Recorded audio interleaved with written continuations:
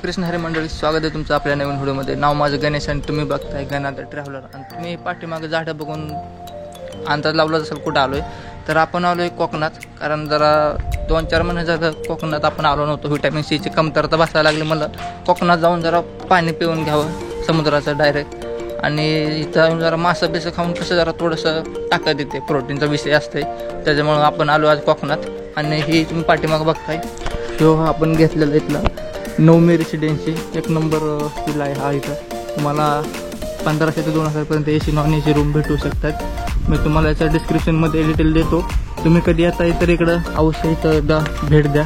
आणि तुम्ही जर आपल्या चॅनल नवीन असाल तर सबस्क्राईब करा विसरू नका, कारण तुमचा भाऊ नाही तिथं जातोय। तर आता आपली नेपाळची ट्रिप झाली, त्याचा पण व्हिडिओ टाकलेलाच आहे। आता कोकणातला हा व्हिडिओ बघून तुम्ही सांगा कसा वाटला। तर चला आता बीचला जाऊ, बीचला काय काय ते सगळं बघू।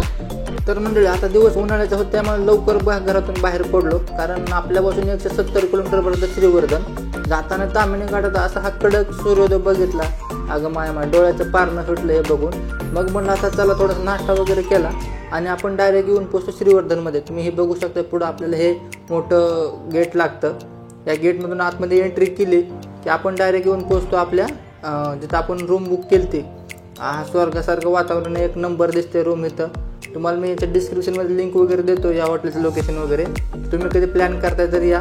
आपण कपडे वगैरे म्हणजे जाऊन चेंज केले आणि येऊन डायरेक्ट पोहोचलो आपण गेटवर, म्हणजे बीचवरती। तुम्ही बघू शकता, आले की इथं मोठा आपल्याला एक खेकडा दिसतोय। इथं आले की सकाळचं वातावरण असलं, मग सध्या भरतीचं नाही का, म्हणजे जे टायमिंग असते ते भरतीचं टायमिंग होतं, त्याच्यामुळं समुद्रकिनारी जरा जास्तच पाणी आलं होतं। मग मला आता सकाळी जरी इथं काही नाही ॲक्टिव्हिटी करता येणार, आणि ऊन तर भाई असं होतंय। आपण 9:30-10 वाजता पोहोचलो होतो इथं कोकणात येऊन। सकाळ डायरेक्ट ऊन चटके बसायला चालू झाले। तर सकाळी आपण थोडंसं बीचवर गेलो, तर चला आता बीचवर जाऊन थोडीशी ॲक्टिव्हिटी करूया।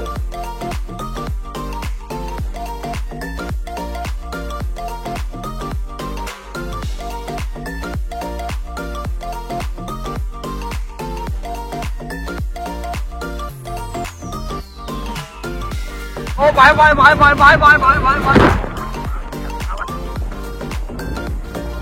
समुद्रात पाहणार दगड तुम्ही बघितला नसेल, हे पहिल्यांदा बघा दगड असलाय। इथं एवढा मोठा लाट आहे, विषय टॉपचा आहे।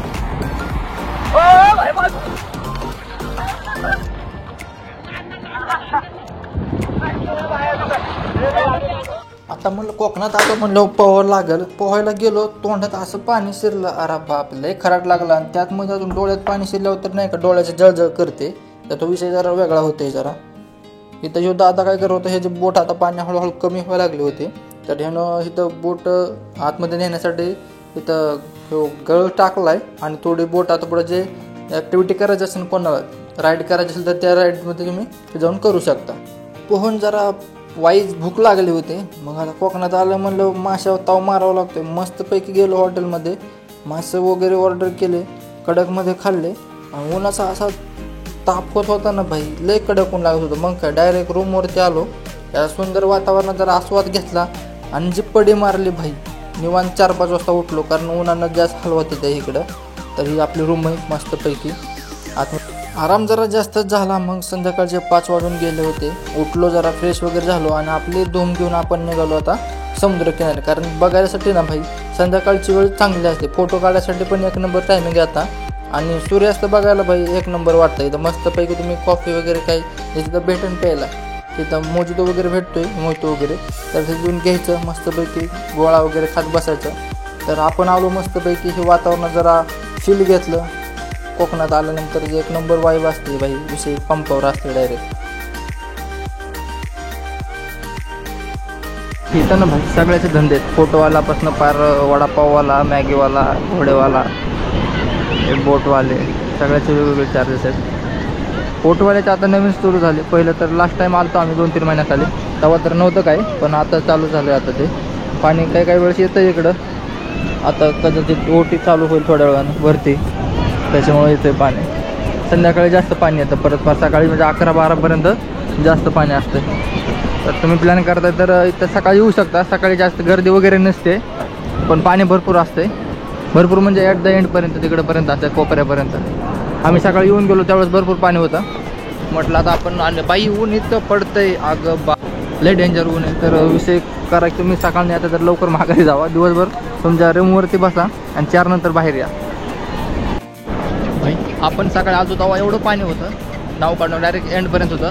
आता तुम्ही पाठीमाग बघताय एवढं लांबपर्यंत आलो आपण तरी पाणी नाही आहे, कारण सकाळी जी वेळ होती ती भरतीची वेळ होती. आता ओटी लागली म्हणजे आता पाणी कमी होतं हळूहळू आणि परत सकाळपर्यंत आहे ना भरपूर पाणी येतं. तरी तुम्ही बघू शकता आता सगळ्या ॲक्टिव्हिटीसाठी ज्या लागतात तिथं बनाना राईड असो किंवा घोड्याचं जे राईड आहे तिथं सगळ्या राईड ज्या आहेत ते इथं ते लोक आलेले आहेत. तर चला जाऊ बघू आपण कुठली राईड करायची आहे का.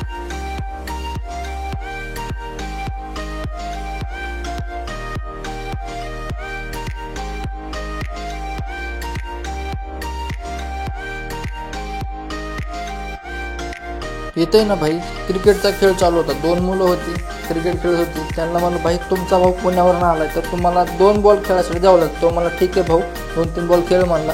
शेवटी कसं 2-3 बॉल खेळलो मस्तपैकी आणि हे वातावरण बघत बसलो मस्तपैकी इथे कोपऱ्याला येऊन. तर तुम्ही बघू शकता सायंकाळचं वातावरण किती सुंदर आहे, नैनरम्य वातावरण आहे. उन्हाचं गारगार म्हणजे काकांपासून आपण एक मोजतो घेतला मस्तपैकी साईडला जाऊन बीच वाईफ घेत मस्तपैकी पेत बसलो.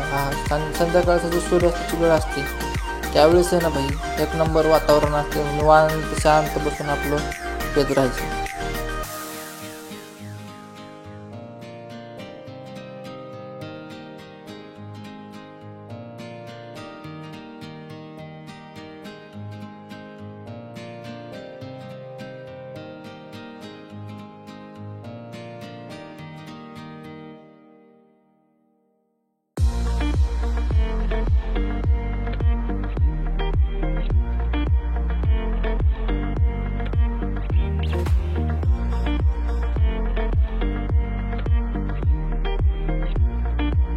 आणि एकदम बीचच्या कडेला श्रीवर्धनच्या महानगरपालिकेनं एक सांस्कृतिक कार्यक्रम ठेवला होता. तर चला आता तो पाहूया आपण. सुंदर गाणे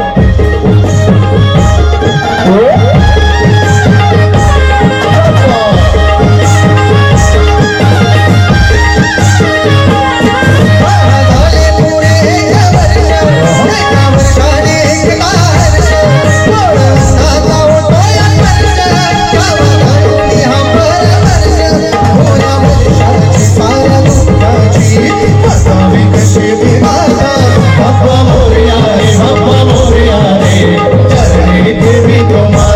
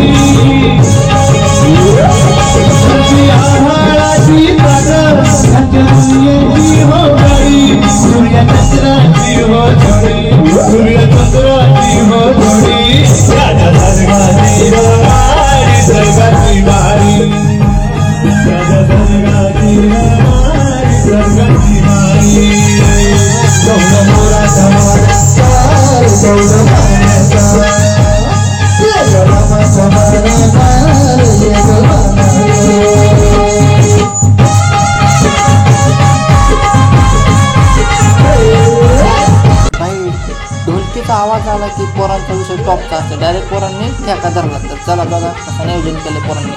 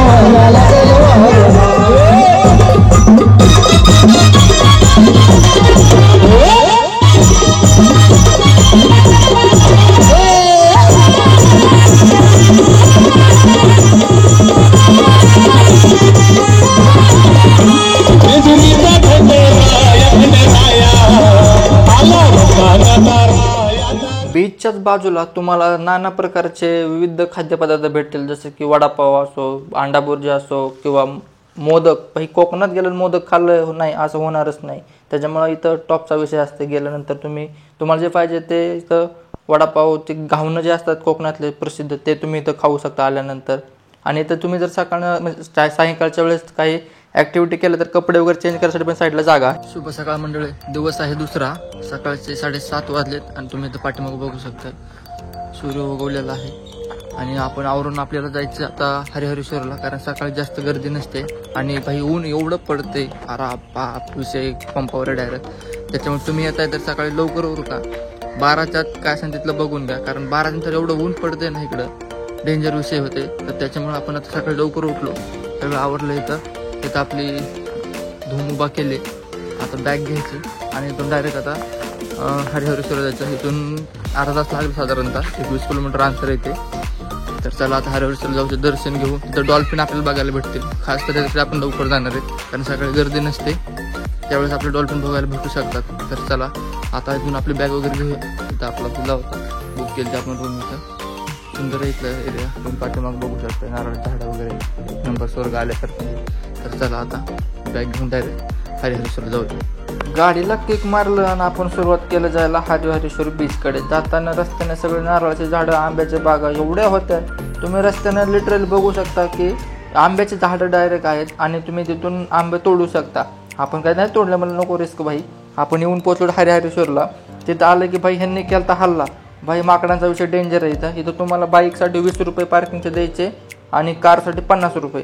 पण तुमची कार भाई तुम्ही तुमच्या रिस्कवर लावा, कारण कारमध्ये माकडा शिरायची जास्त गॅरंटी. आता बाईकवरच यांनी काय राडा केला काही सांगता येणार नाही. तिथून आपण तिकीट काढलं 20 रुपये आणि इथून तुम्ही नारळ जे हरिहरेश्वर मंदिरात जाण्यासाठी लागणार ते वस्तू इथून घेऊ शकता. आणि तुमच्यासाठी काही खरेदी करायची असेल, प्रसाद म्हणा किंवा पेढे वगैरे किंवा कुणासाठी काही, तर त्या वस्तू तुम्ही इथून घेऊ शकता. आणि थोडंसं पुढं चालत आलं की आपल्याला लागतं हरिहरेश्वर मंदिर.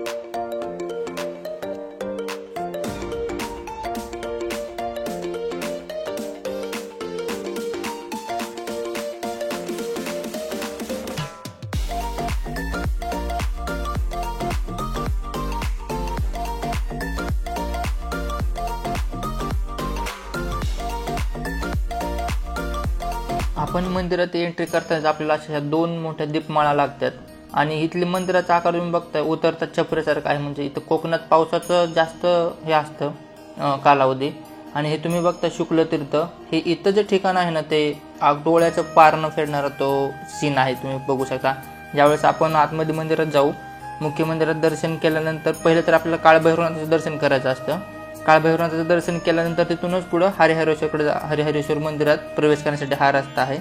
आतमध्ये मी याच्यात 2-3 ठिकाणी म्हणजे 2-3 वेळा येऊन गेलोय, पण त्यावेळेस खूप गर्दी होती. पण आज फर्स्ट टाइम मी पहिल्यांदा खूप लवकर आलो होतो, त्यावेळेस मला काहीच गर्दी भेटली नाही. तुम्ही समोर बघू शकता, इथं गणपती बाप्पाची मूर्ती आहे माझ्या उजव्या बाजूला आणि डाव्या बाजूला नंदीची मूर्ती आहे. तर आपण आता समोर जाऊ आतमध्ये जाऊन शिवलिंगाचं दर्शन घेऊया. आतमध्ये जाऊन तर चला तुम्हाला दाखवतो. आता पण तुम्ही पहिल्यांदा आतमध्ये जाणार आहे दर्शन करण्यासाठी, तुम्ही पाहू शकता. आतमध्ये एंट्री नसते, पण आज सकाळी लवकर आलो त्यावेळेस अभिषेक वगैरे चालू होते. त्यावेळेस इथं मी मनोभावे शंकराचं दर्शन झालं. बाई मन प्रसन्न झालं चक्क. मी आतापर्यंत 4 वेळा आलो होतो, त्यातलं पहिल्यांदा माझं दर्शन आज इथं झालं. हरिहरेश्वर या मंदिराला दक्षिण काशी म्हणून पण ओळखलं जातं. तर या मंदिराचे जीर्णोद्धार पहिले बाजीराव यांनी 1723 केला असं पुरावा आहेत असं इथे सांगितलं जातं. तर हरिहरेश्वर मंदिरातील तुम्हाला सांगितलं असं नाही का, पहिलं तर आपण काळभैरवनाथाचं दर्शन करतो आणि मग नंतरच आतमध्ये जातो. इथं